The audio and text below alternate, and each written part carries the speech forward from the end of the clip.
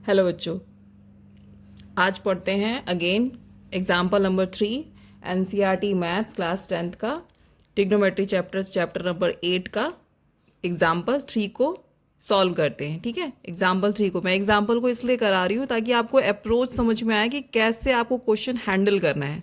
Okay, आपको क्या समझ में आए, अप्रोच समझ में आए कि कैसे आपको क्वेश्चन हैंडल करना है, रटना ना पड़े, समझ के करना पड़े। ठीक है, तो स्टार्ट करते हैं। कंसीडर, देखो क्वेश्चन में क्या दिया हुआ है, कंसीडर दे रखा है ऑलरेडी कि एक ट्राइंगल है। ट्राइंगल कौन सा है, ए सी बी है, राइट। और राइट एंगल कौन सा है हमारे पास, सी है। तो हम जैसा जैसा स्टेप बाय स्टेप, आपको देखो इस टाइप के क्वेश्चंस को आपको स्टेप बाय स्टेप सारे सेंटेंस को पढ़ना होगा और सेम उसी ऑर्डर में करते जाना है। अब जैसे इतना हमने पढ़ लिया, ठीक है, जैसे एक साथ पूरा क्वेश्चन अगर पढ़ के समझ में नहीं आता तो आप स्टेप बाय स्टेप समझो।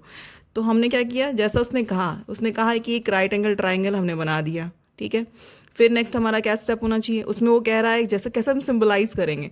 तो राइट एंगल क्या है हमारे पास, सी है, तो हमने सी यहाँ पुट कर दिया। अब ए और बी आप किसी भी ऑर्डर में पुट कर सकते हो। ठीक है, तो ए हमने यहाँ पुट कर दिया, बी यहाँ पुट कर दिया।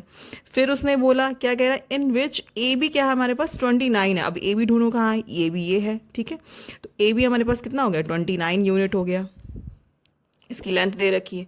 फिर बी सी हमारा कहाँ है, बी सी ये साइड है, बी सी की वैल्यू कितनी दे रखी है, 21 यूनिट्स दे रखी है, राइट। और कह रहा है कि एंगल ए बी सी, अब देखो ए बी सी मतलब पूरा आपको कैसे चेक करना है, ए फिर ए से कहाँ जाना है, बी पर, तो बी पर गए, फिर बी से हम सी पर गए, राइट। तो कौन सा एंगल बन रहा है, दिस वन। कौन सा एंगल बन रहा है, दिस वन। बहुत से बच्चे ये फाइंड ही नहीं कर पाते। ठीक है, तो जैसा जिस ऑर्डर में वो लिखा है उसी ऑर्डर में आप उसको फॉलो करो, उस पाथ को फॉलो करोगे, खुद ही आपको पता चल जाएगा एंगल कौन सा है। और शॉर्ट है कि जो बीच वाला लिखा होता है वही एंगल होता है। तो ए बी सी दोनों तरीके से आप समझ सकते हो।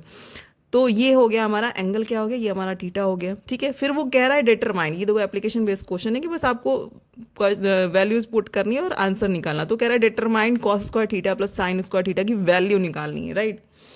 अब देखो कॉस और साइन जहाँ पे भी आएगा तो सबसे पहले उस पर रेशियो आएगा कि कॉस और साइन सब क्या होते हैं, ट्रिग्नोमेट्रिक रेशियोज होते हैं।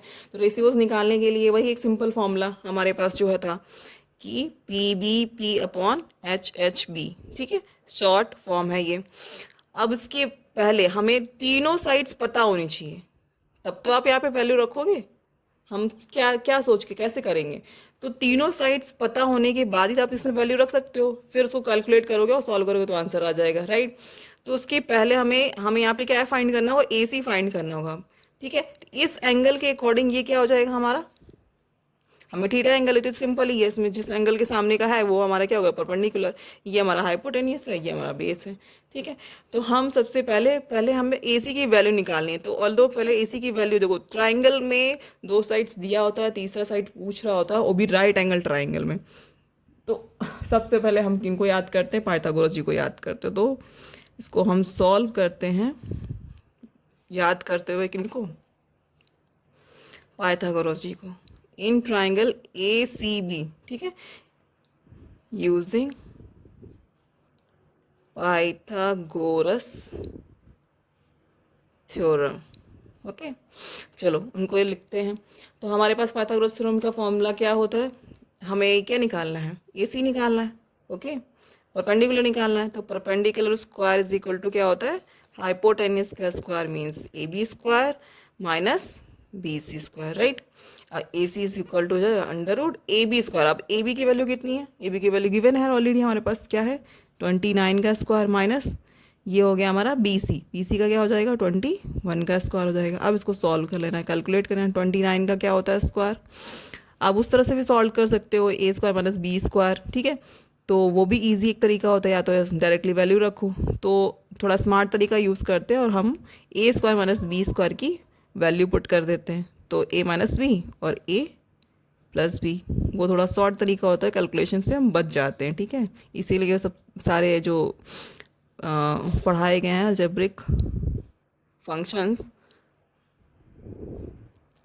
फिर चलो उसको माइनस करते हैं, क्या हो जाएगा हमारे पास 8 आ गया, मल्टीप्लाई ये कितना हो जाएगा, ये हो जाएगा हमारे पास 50, राइट। फिर ये हो जाएगा हमारा, हो जाएगा टोटल 400। तो हमारा कितना आ जाएगा, ये 20 यूनिट्स आ गए। ठीक है, तो ए सी की जो वैल्यू आ गई वो कितनी आ गई, 20 यूनिट्स आफ्टर कैलकुलेशन। अब हमारे पास 20 यूनिट आ गई AC की वैल्यू। तो तीनों साइड्स हमें पता चल गई। अब तीनों साइड्स पता करने के बाद हम आराम से इजीली कॉस की वैल्यू भी निकाल सकते, कॉस थीटा की वैल्यू निकाल सकते हैं और साइन थीटा की, और वैल्यू रख के उसको कैलकुलेट कर सकते हैं। कैलकुलेशन तो आसान है, तो चलो उसको भी करके देख लेते हैं। हमें वैल्यू किसकी निकालनी, cos square theta plus sine square theta. अच्छा, मुझे कमेंट करके बताना, यहाँ पे पॉज करके बताना, ठीक है, यहाँ पे पॉज करके बताना अगर आपने इसके पहले पढ़ा है कि नहीं, cos square theta plus sine square theta is equal to क्या होता है, ठीक है, चीटिंग नहीं करना, ठीक है। तो अब कॉस स्क्वायर थीटा की वैल्यू हमारे पास क्या हो जाएगी, कॉस थीटा मीन्स क्या होता है, cos means base upon hypotenuse, base means 21/29, तो 21/29 का होल स्क्वायर प्लस साइन क्या होता है, परपेंडिकुलर अपॉन हाइपोटेनस, परपेंडिकुलर अभी हमने निकाला 20/29 का होल स्क्वायर। अब इसको सॉल्व करो बच्चा, ठीक है।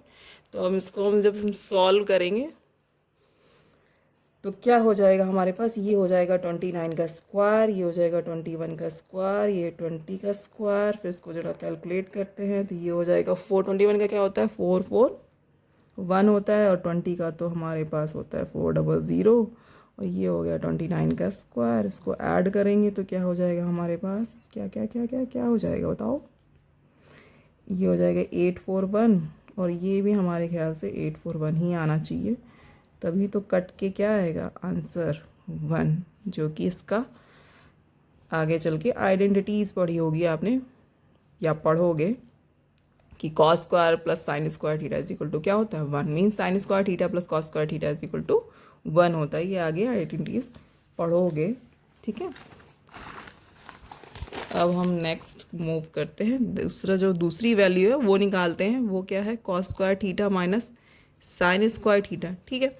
अब अगेन वही कॉस स्क्वायर थीटा की वैल्यू क्या निकाली थी हमारे पास क्या वैल्यू थी, आप पॉज करके पीछे चेक कर लेना, मैं पलट के देख लेती हूँ मेरे पास क्या वैल्यू थी इसकी, कहाँ गई, कॉस की वैल्यू हमने निकाली 21 upon means base upon hypotenuse 21/29, right. तो ये हो गई 20/29 का स्क्वायर, और साइन का अगेन परपेंडिकुलर अपॉन हाइपोटेनस था, है ना, यही था ना। तो इसके बाद ये हो जाएगा हमारे पास 29 का होल स्क्वायर, ये हो जाएगा 441, ये हो जाएगा 400, इसको सॉल्व करेंगे तो हमारे पास 41/29 का होल स्क्वायर, और 29 का होल स्क्वायर क्या होता है बच्चों 841।